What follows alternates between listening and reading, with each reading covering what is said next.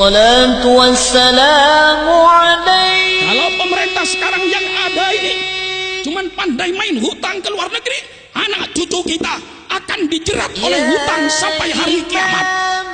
Yang paling besar hutangnya Indonesia. Korupsi nomor 1 se-Asia Pasifik. Negara maling.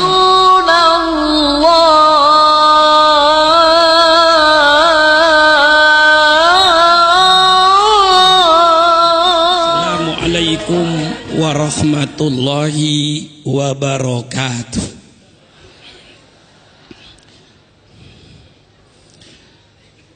Bismillahirrahmanirrahim. Alhamdulillahi rabbil alamin. Wassalatu wassalamu ala ashrafil anbiya'i wal mursalin. Sayyidina wa habibina wa syafi'ina wa maulana Muhammad wa ala alihi wa ashabihi ajmain. Subhanaka la ilma lana illa ma 'allamtana innaka antal alimul hakim. La haula wa la quwata illa billahil aliyil azim. Amma ba'du.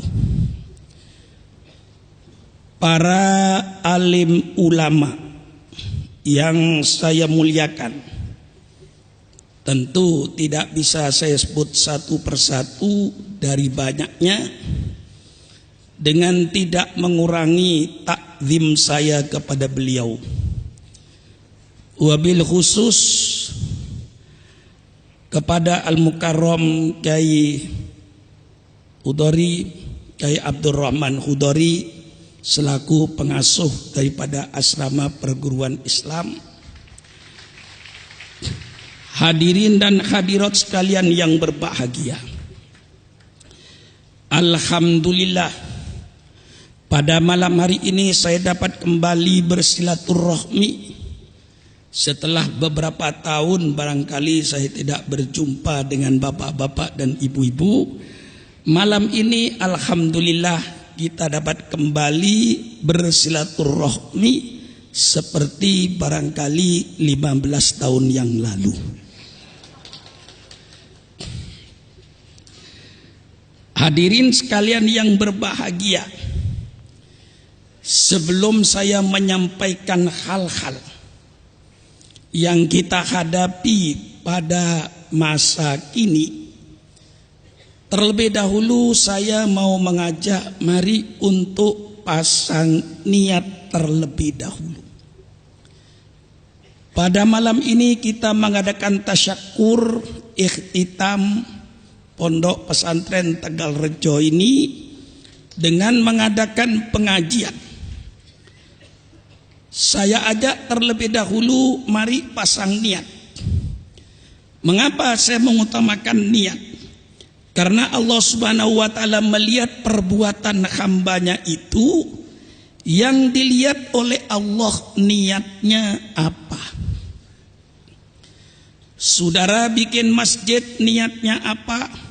Saudara bikin majelis zikir niatnya apa? Saudara bikin pesantren niatnya apa?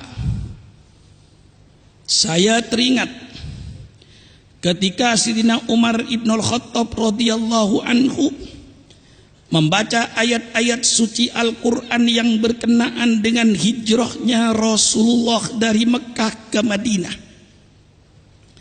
di mana Allah Subhanahu wa taala memuji orang-orang yang hijrah itu tidak kurang dari 9 kali Allah memuji. Kemudian Sayyidina Umar Ibnul Khattab radhiyallahu anhu bertanya, "Ya Rasulullah, apakah semua orang yang hijrah dari Mekah ke Madinah itu seluruhnya mendapat pahala dari Allah?" Atas pertanyaan inilah Rasulullah sallallahu alaihi wasallam bersabda, "Innamal a'malu binniyat wa innama likulli imri'in ma nawa faman kanat hijratuhu ila Allahi wa rasulih fa hijratuhu ila Allahi wa rasulih faman kanat hijratuhu ila dunya yusibuha au imra'atin yankihuha. Sesungguhnya segala perbuatan, sesungguhnya segala pekerjaan hanya tergantung kepada niatnya. Dan setiap manusia itu hanya mengikuti niatnya. Kemudian Rasulullah memerinci keterangannya. Barang siapa yang hijrahnya karena Allah, barang siapa yang hijrahnya karena Rasulullah, tentu pasti dapat pahala dari Allah.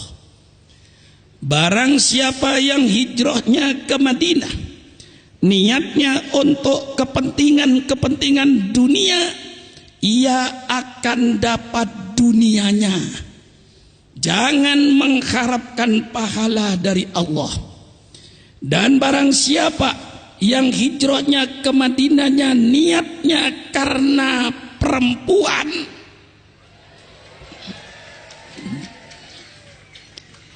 hijrah ke Madinah ingin kawin dengan gadis-gadis yang ada di Madinah. Rasulullah nyatakan pula yang kihuha, dia akan dapat nikahnya dengan perempuan itu. Tapi jangan mengharapkan pahala dari Allah. Mengapa? Fahijratuhu ila ma hajara ilaihi. Karena hijrahnya tergantung kepada apa niatnya hijrah. Malam ini kita hadir ke pondok pesantren asrama perguruan Islam Tegalrejo ini. Niatnya apa? Bapak Bupati yang saya hormati juga ikut memberikan sambutan, ikut hadir. Seluruh yang hadir ini mari sekarang pasang niat dulu. Untuk apa kita hadir ke Pondok Pesantren Tegalrejo dalam rangka tasyakur akhir tahun ini dengan diadakan pengajian? Niatnya karena cinta kepada Allah dan Rasulnya. Bagaimana kita tidak cinta kepada Allah? Allah yang menciptakan langit dan bumi, Allah yang menciptakan manusia, kemudian Allah siapkan untuk kebutuhan hidup manusia. Allah siapkan tanahnya, Allah siapkan airnya, Allah siapkan besinya, Allah siapkan timahnya, Allah siapkan tembaganya, Allah siapkan minyaknya, Allah siapkan gasnya, Allah siapkan emas dan berliannya. Wa in ta'uddu nikmatallahi la tuhsuha. Kalau kita mau menghitung nikmat Allah, la tuhsuha, kalian tidak bakalan bisa menghitung dari banyaknya. Bagaimana kita tidak cinta kepada Rasulullah? Arsala rasulahu liyukhrijan nasa minad dhulumati ilan nur wa liyahdiyahum ila siratil azizil hamid siratillahi alladzi lahu ma fis samawati wa ma fil ard. Bagaimana kita tidak cinta kepada Rasulullah yang telah mengeluarkan kita dari alam yang gelap ke alam yang terang benderang, tahu mana jalan yang hak, tahu mana jalan yang batil, tahu mana jalan yang menuju surga, tahu mana yang jalan menuju neraka. Kita cinta kepada Allah dan Rasulnya. Kalau niat bapak dan ibu malam ini hadir ke pengajian ini karena cinta kepada Allah dan Rasulnya, insya Allah nanti jaminannya pada hari kiamat. Apa jaminannya? Rasulullah sallallahu alaihi wasallam bersabda, al mar'u ma'aman ahabba yaumal qiyamah. Setiap manusia nanti akan dikumpulkan oleh Allah pada hari kiamat bersama-sama dengan orang-orang yang ia cintai dahulu di dunia. Kalau bapak-bapak bertanya, nanti Pak Sukron pada hari kiamat di padang mahsyar saya bersama siapa? Kalau ibu-ibu bertanya, nanti Pak Sukron saya pada hari kiamat bersama siapa? Jawabannya siapa? Siapa yang bapak ibu cintai di dunia? Kalau bapak dan ibu di dunia mencintai bintang-bintang film porno,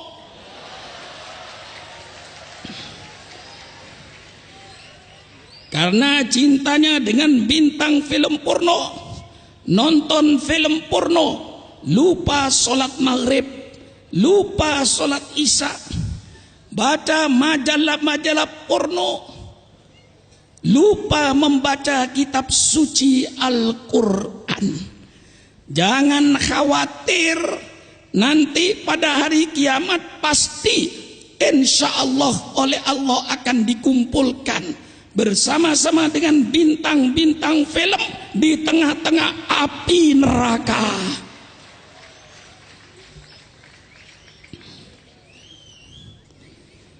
Kalau saudara-saudara mencintai bandar-bandar judi, ada yang suka ngadu ayam, ada yang suka main judi, mana orangnya?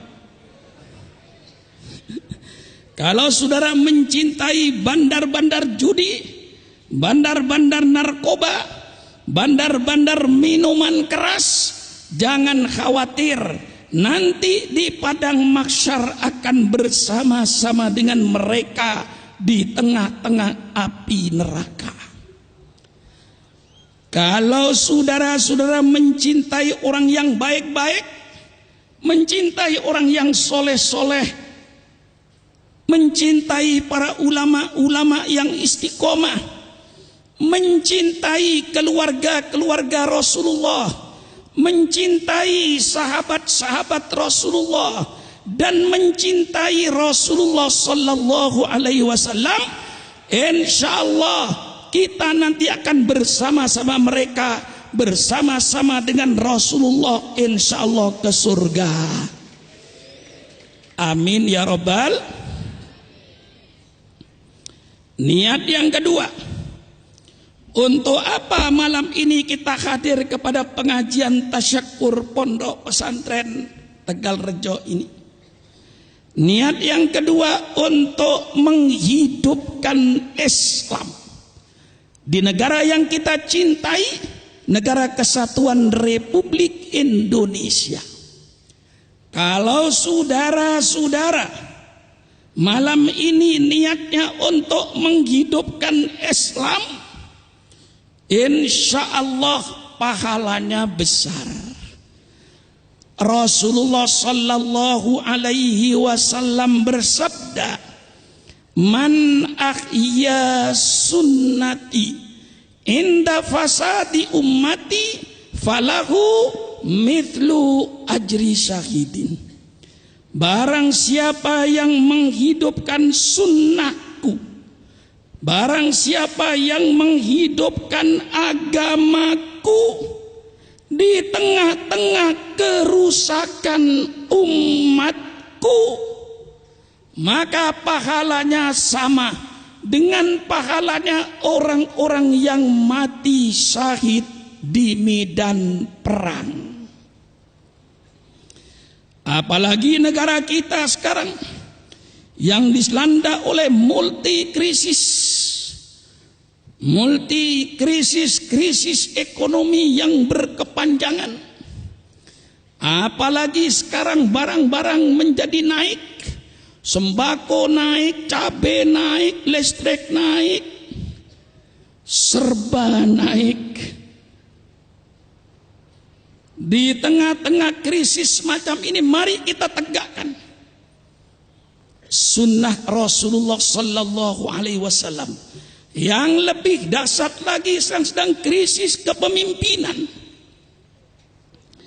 Mencari pemimpin yang siddiq, yang jujur, susah.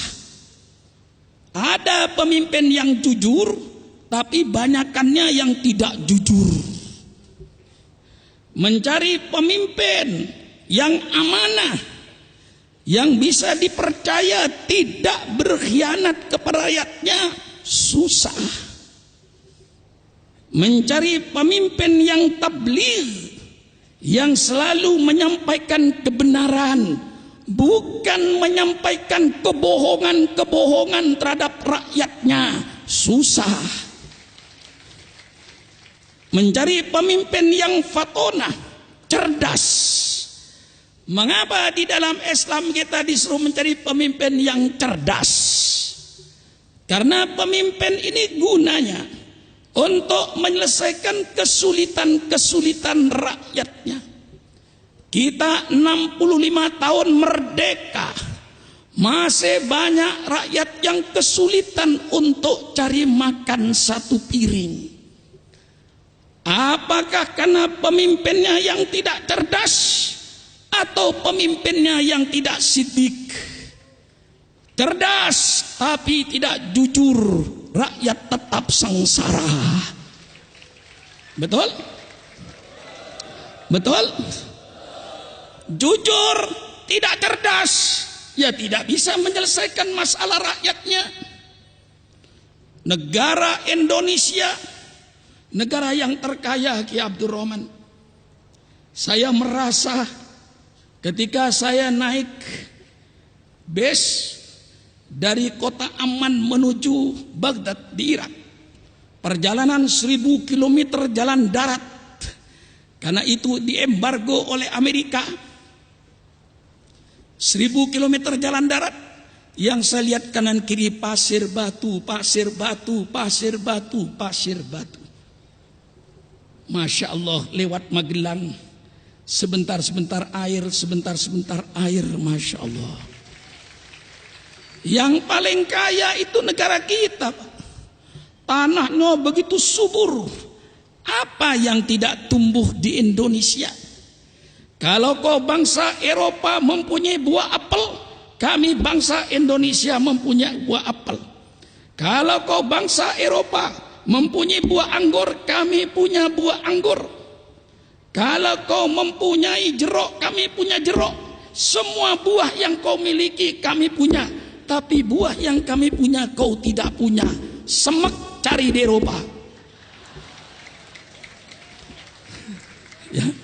Cari cempedak di Eropa, jangan jauh-jauh. Cari salak di Malaysia, tidak ada. Di Indonesia ada. Di bawah buminya apa yang tidak ada? Kalau kau punya minyak, kami punya minyak. Kalau kau punya timah, kami punya timah. Kalau kau punya tembaga, kami punya tembaga. Kalau kau punya emas, kami punya emas. Kau punya berlian, kami punya berlian. Masya Allah. Tapi anehnya negara yang subur makmur, dengan kekayaan di atas buminya dan di bawah buminya, tapi ternyata bangsa ini juara hutang di dunia. Negara yang paling besar hutangnya Indonesia. Persilakan pemerintah. Kalau saya dianggap omong kosong, maka kalau ingin rakyat ini sejahtera, hai pemerintah sekarang yang ada, tolong stop hutang baru, bayar hutang lama. Kalau pemerintah sekarang yang ada ini cuman pandai main hutang ke luar negeri, anak cucu kita akan dijerat oleh hutang sampai hari kiamat. Bukan marah, ngasih tahu. Biar berhenti berhutang itu. Kasihan rakyat. Kau jadi pemimpin paling 10 tahun. 2 periode. Hutangmu perjanjiannya 30 tahun. Siapa yang mau bayar? Anak cucu. Betul apa tidak? Maka pemerintah Kalau sayang anak cucu, stop hutang baru, bayar hutang lama. Jangan main hutang saja.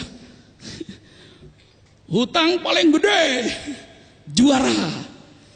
Korupsi nomor 1 se-Asia Pasifik. Negara maling. Lah buktinya, apa saya bohong? Sekarang yang masuk penjara bukan orang yang ngemis di lampu merah, Pak. Bukan orang yang minta-minta di lampu merah. Yang masuk penjara gubernur, bupati, anggota DPR, menteri berbondong-bondong mengisi penjara. Ini kenyataan yang ada dan keadaan yang nyata. Betul? Sudah berapa juara tadi? Belum. Juara porno. Menurut penilaian internasional, Indonesia negara paling porno nomor 2 sedunia. Nomor 1 Rusia.